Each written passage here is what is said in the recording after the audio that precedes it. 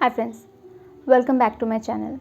तो जैसा कि आपको इस मूवी के टाइटल से पता चल गया होगा कि आज हम लोग जिस हॉरर मूवी की स्टोरी डिस्कस करने वाले हैं, इस मूवी का नाम है अ टेल ऑफ टू सिस्टर्स। तो चलिए मूवी को शुरू करते हैं।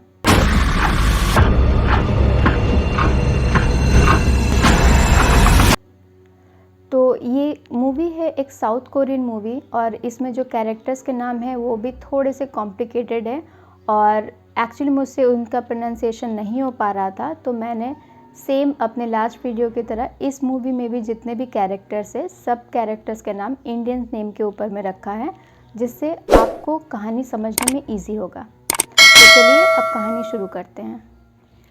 ये मूवी एक फैमिली के ऊपर में बेस्ड है। इस मूवी में एक आदमी होता है जिसका नाम होता है प्रकाश, उसकी वाइफ होती है जिसका नाम होता है आशा, उसकी दो बेटी होती है, बड़ी बेटी का नाम होता है नेहा, छोटी बेटी का नाम है निकी, और उनके घर में एक नर्स भी होती है जिसका नाम रीना होता है, जो कि आशा की देखभाल करती है। अब मूवी की कहानी शुरू होती है और हम नेहा को देखते हैं एक मेंटल असाइलम में।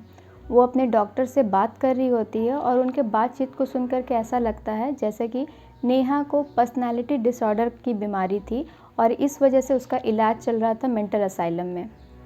तो खैर अब नेहा काफ़ी बेटर फील कर रही थी, इसीलिए नेहा को उसके पापा यानी प्रकाश अपने घर पे लेकर के आते हैं। तो मूवी शुरू होती है और हम देखते हैं कि नेहा और निकिता अपने पापा के साथ उस घर पे आते हैं। उनके पिता ने दूसरी शादी कर ली थी क्योंकि उनकी माँ का देहांत हो गया था, यानी कि आशा का मौत हो गया था। तो उसके पिता ने उसी नर्स जिसका नाम रीना था उसके साथ दूसरी शादी कर ली थी। तो जब नेहा और निकिता घर पे आते हैं तो वो दोनों बहुत ही गुस्सा करती है और नेहा अपनी स्टेप मॉम के ऊपर बहुत गुस्सा होती है क्योंकि उसे लगता है कि उसकी माँ की मौत का ज़िम्मेदार वही है। तो खैर वो लोग घर के अंदर आते हैं। नेहा देखती है कि उसके रूम का सारा सामान अपने जगह पे है, जिसको देख करके वो और भी चिढ़ जाती है क्योंकि उसको ऐसा लगता है कि जैसे कि उसकी स्टेप मॉम ने ये सब किया था, जो कि उसको बिल्कुल पसंद नहीं आता, और वो सारी चीज़ों को फेंक देती है।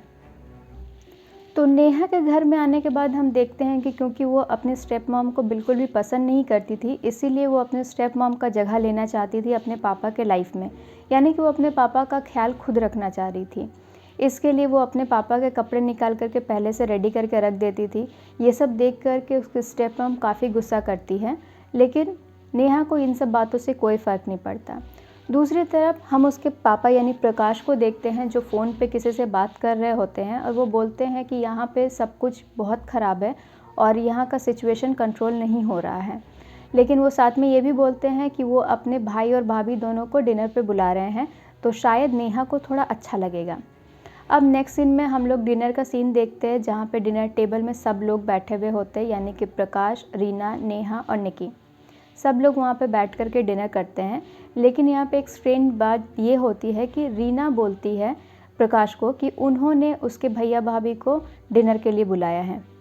रीना की बात सुनकर के प्रकाश कोई रिएक्ट नहीं करता है और वो उठ कर के वहाँ से चला जाता है। फिर हम देखते हैं कि नेहा और रीना के बीच में फिर से बहस होने लगती है और निकी वहीं बैठी हुई रहती है। अब आगे हम नेक्स्ट सीन में देखते हैं कि उसके पापा फिर से डिनर टेबल पे आते हैं और वो निकी के सामने 2 टैबलेट रख कर के चले जाते हैं। इस डिनर टेबल में काफ़ी सारा अजीब सीन होता है क्योंकि कोई भी एक दूसरे के साथ बात नहीं करता है। कुछ सीन में प्रकाश कभी रिएक्ट नहीं करता है। तो ये सब क्यों है ये मैं आपको बाद में बताऊंगी। तो अब दूसरे दिन का सीन आता है नाइट में, जहाँ पे प्रकाश के भाई भाभी वहाँ पे डिनर के लिए आते हैं।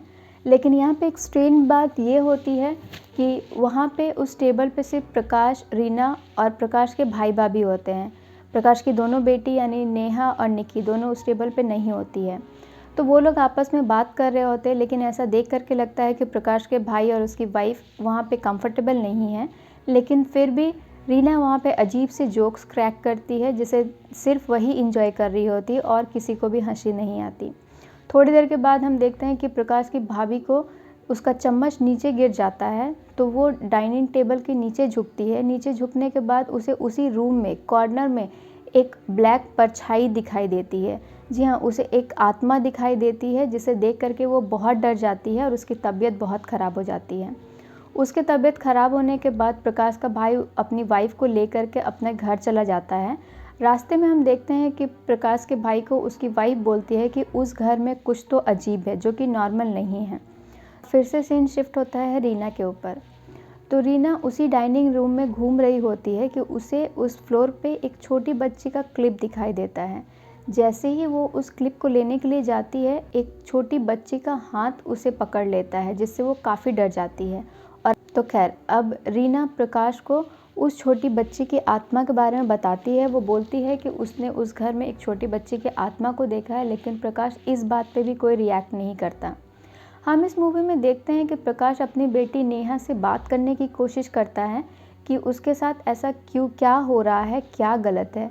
लेकिन इस मूवी में हम देखते हैं कि नेहा हर बार अपने पापा से बात नहीं करती है और वो उसे बोलती है कि आप इस दुनिया के सबसे ख़राब पिता हैं। इसे सुनकर के प्रकाश को काफ़ी दुख होता है, लेकिन वो कुछ रिएक्ट नहीं करता है। एक सीन में हम देखते हैं कि नेहा और निकी दोनों सीटी बजाना सीखते हैं। नेहा निकी को सीटी बजाना सिखाती है और उसे बर्ड्स को मारने की बात बोलती है, और ठीक ऐसा ही होता है। वहाँ पे सारे बर्ड्स जो होते हैं वो मर जाते हैं।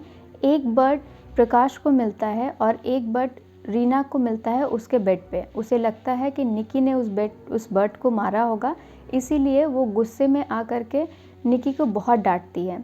निकी भी उससे बहस करने लगती है, इसीलिए वो निकी को कबर्ड में बंद कर देती है। इस बात का पता नेहा को चलता है और वो कबर्ड में से अपनी बहन को निकाल लेती है। नेहा निकी को उस कबर्ड से निकालने के बाद अपने पिता के पास जाती है। वो उसे बोलती है कि उसके स्टेप मदर यानी कि रीना उनके ऊपर बहुत टॉर्चर करती है और वो क्यों उनके स्टेप मदर को कुछ नहीं बोलते हैं। प्रकाश अपनी बेटी यानी कि नेहा को बहुत समझाने की कोशिश करता है और वो पूछता है कि एक्चुअल में क्या हो रहा है उसके साथ। जब नेहा सारा बात बताती है कि उसके स्टेप मॉम ने निकी को कबर्ड में बंद कर दिया था, तब प्रकाश बोलता है कि निकी बहुत साल पहले ही मर गई है और वो यहाँ पे नहीं है। यहाँ पे एक स्ट्रेंज बात यह है कि जब वो लोग तीनों बात कर रहे होते हैं तब हम निकी को वहीं पे खड़े देखते हैं, लेकिन जैसे ही प्रकाश ये बोलता है कि निकी बहुत साल पहले मर गई है, हम धीरे धीरे निकी को वहाँ से दूर होते देखते हैं। तो खैर, वहाँ पे सीन ख़त्म हो जाती है। एक्चुअल में इस मूवी में बात ये होता है कि निकी इस फिल्म में एग्जिस्ट नहीं करती है, यानी कि निकी बहुत पहले ही मर गई होती है और इसी बात का सदमा नेहा को लगता है। उसको लगता है कि उसकी छोटी बहन निकी अभी भी ज़िंदा है और इसीलिए वो उसे प्रोटेक्ट करने की कोशिश करती है। इसी बात का इलाज उसका चल रहा था, इसीलिए वो मेंटल असाइलम में भी थी। उस समय हम देखते हैं कि उस दिन नेहा रात को सो जाती है और नेक्स्ट डे जब वो उठती है तो वो अपने स्टेप मॉम को देखती है एक बोरे में लाश ले जाते हुए, और उसके हाथ में एक हॉकी स्टिक भी होता है और वो उस हॉकी स्टिक से उस लाश को मारती है। तो नेहा को ऐसा लगता है कि उसके स्टेप मॉम ने निकी को मार दिया है और उसकी लाश को वो उस बोरे में डाल करके लेके जा रही है। नेहा ये सब देख करके बहुत गुस्सा हो जाती है और उसकी और उसके स्टेप मॉम के बीच में बहुत झगड़ा होता है। उनका झगड़ा इतना बढ़ जाता है कि नेहा अपने स्टेप मॉम को मारने की कोशिश करती है कि तभी उसकी स्टेप मॉम वहाँ पे एक मूर्ति से उस पर हमला कर देती है और वो मरने की हालत में हो जाती है। वो ऐसे ही हालत में पड़ी हुई रहती है और उसके स्टेप मॉम ये बोलती है कि इन सबको ख़त्म करने का एक ही इलाज है, वो है मौत। कि तभी वहाँ पे प्रकाश आ जाता है और वो अपनी बेटी यानी नेहा को उठा करके सोफ़ा में रखता है। उसको सोफ़ा में रखने के बाद प्रकाश दवा लेने के लिए जाता है कि तभी वहाँ पे देखता है कि उसके स्टेप मॉम यानी कि रीना भी बैठी हुई होती है।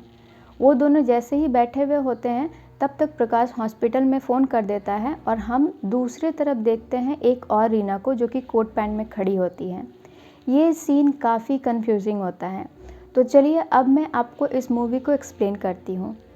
इस मूवी में एक्चुअल बात ये था कि निकी बहुत साल पहले ही मर गई थी और उसके सौतेली माँ यानी निकी और नेहा की सौतेली माँ का बुरा होना, निकी का बार बार दिखना, ये सब सिर्फ नेहा के मन की कहानी थी। यानी कि वो अपनी छोटी बहन की मौत को एक्सेप्ट नहीं कर पा रही थी और उसे पर्सनालिटी डिसऑर्डर की बीमारी थी। यानी कि वो खुद ही अपनी छोटी बहन का कैरेक्टर प्ले करती थी और खुद ही अपनी स्टेप मॉम का भी कैरेक्टर प्ले करती थी। यही रीज़न था कि जब हमने फर्स्ट सीन में देखा था कि जब चारों जन यानी कि प्रकाश, रीना, निकी और नेहा चारों जन बैठ करके डिनर कर रहे होते हैं और नेहा और रीना के बीच में जब बहस होता है तो प्रकाश उसमें कुछ भी नहीं बोलता। यही बात होता है कि बार बार हम लोग देखते हैं कि प्रकाश निकी के सामने 2 टैबलेट रखता है, लेकिन हमने जब देखा था स्टार्टिंग में तो नेहा हॉस्पिटल से डिस्चार्ज हुई थी। इसका मतलब यही है कि वो निकी नहीं नेहा थी, यानी कि इस घर में जो कुछ भी हो रहा था वो सब नेहा ही कर रही थी। यहाँ तक कि जिस दिन प्रकाश के भाई भाभी उस घर में डिनर के लिए आए थे और उस टेबल पे प्रकाश, रीना, उसके भाई और भाभी चारों जन थे और तीनों जन इसलिए चुपचाप बैठे हुए थे क्योंकि वहाँ पे नेहा ही अपने स्टेप मॉम का कैरेक्टर निभा रही थी और वही सारे जोक्स क्रैक कर रही थी, जो कि काफ़ी अजीब था। इसीलिए कोई भी उसकी बात पे कोई रिएक्ट नहीं कर रहा था। तो अब हम लोग देखते हैं कि नेहा को मेंटल असाइलम छोड़ने के बाद उसकी स्टेप मॉम यानी रीना काफ़ी दुखी हो जाती है और वो वापस अपने घर पे आ जाती है। वो अपने घर पे आकर के अपने रूम में बैठी होती है कि उसे उसके क्लोजेट से एक विसल की आवाज़ आती है। अब यहाँ पे सेम आवाज़ मेंटल असाइलम में नेहा को भी सुनाई देती है। आवाज़ सुन करके वो निकी का नाम लेती है। अब रीना को अपने रूम में एक बच्ची का बैंड मिलता है। ये बैंड सेम वैसा ही होता है जैसे मूवी के स्टार्टिंग में हमें निकी को पहना हुआ मिलता है। तो वो जैसे ही अपने कबर्ड में देखने की कोशिश करती है, वो कबर्ड उसके ऊपर गिर जाता है और ऐसा लगता है कि शायद उसकी मौत हो गई है। तो प्रेजेंट की स्टोरी यहीं पे ख़त्म हो जाती है और अब हमें पास्ट की स्टोरी दिखाई जाती है। एक्चुअल में उस फैमिली में प्रकाश अपनी वाइफ आशा के साथ रहता था। उसकी 2 बेटी थी, नेहा और निकी। क्योंकि आशा की तबीयत हमेशा ख़राब रहती थी, उसकी देखभाल करने के लिए एक नर्स रखा गया था जिसका नाम रीना था। अब रीना और प्रकाश के बीच में अफेयर हो जाता है। इस बात का पता जब आशा को चलता है तो वो बहुत दुखी होती है। उन दोनों ने चुपके से एंगेजमेंट भी कर ली और इस एंगेजमेंट के बारे में प्रकाश के भाई और भाभी दोनों को पता था और वो लोग काफ़ी खुश थे, लेकिन नेहा और निकी को ये बात बिल्कुल पसंद नहीं थी। आशा इस बात से बहुत दुखी थी और इसलिए उसने अपने रूम के कबर्ड में अपने आप को फांसी लगा लिया था। उसने कबर्ड में फांसी लगाया था, किसी को इस बात का पता नहीं था, लेकिन निकी अपनी माँ को ढूंढते ढूंढते उस कबर्ड में चली गई। वो अपनी माँ को वहाँ से निकालने की कोशिश कर रही थी, लेकिन इससे पहले कि वो अपनी माँ को वहाँ से निकालती, वो कबर्ड उसके ऊपर गिर गया था जिसके नीचे निकी दब गई थी। अब निकी क्योंकि बहुत छोटी थी, वो अपने ऊपर से कबर्ड को नहीं हटा पाई। कबर्ड गिरने का आवाज़ रीना ने सुना था। रीना जैसे ही उस रूम में जाने की कोशिश करती है कि नेहा बीच में आ जाती है और उन दोनों के बीच में बहुत झगड़ा होता है। नेहा रीना को उस कमरे में जाने नहीं देती है और उस समय रीना ये बात बोलती है कि एक दिन तुम्हें इस गलती का बहुत पछतावा होगा, और ऐसा ही हुआ। उसी घटना के बाद आशा की भी मौत हो गई जिसने सुसाइड कर लिया था, और निकी की भी मौत हो गई उस कबर्ड में दबने के कारण। अगर रीना वक्त पे वहाँ पहुँच जाती तो शायद वो निकी को बचा पाती, लेकिन नेहा ने ऐसा करने नहीं दिया। इसी बात का गिल्ट नेहा को रह गया, इसीलिए वो अपने बहन का मौत का दुख इस बर्दाश्त नहीं कर पाई है और इसीलिए उसे ये बीमारी हो गई थी। वो अपने माइंड में सारे चीज़ को इमेजिन करती है, यानी उसे हेलुसिनेशंस होते हैं। और उस घर में जो बच्चे की आत्मा हमने देखी थी वो निकी की ही थी। तो मूवी यहीं पे ख़त्म होती। तो आज की मूवी की कहानी आपको कैसी लगी मुझे कमेंट करके ज़रूर बताइएगा। अगर आपकी कोई क्वेश्चन हो मूवी रिलेटेड तो आप मुझे कमेंट कर सकते हैं। अगर आपने अभी तक मेरे चैनल को सब्सक्राइब नहीं किया है तो प्लीज़ प्लीज़ प्लीज़ इसे सब्सक्राइब कर लीजिए। और अगर आपको वीडियो पसंद आया है तो प्लीज़ लाइक कीजिएगा, अपने फ्रेंड्स के साथ शेयर कीजिएगा। और अब हम लोग मिलेंगे नेक्स्ट वीडियो में, तब तक के लिए बाय बाय।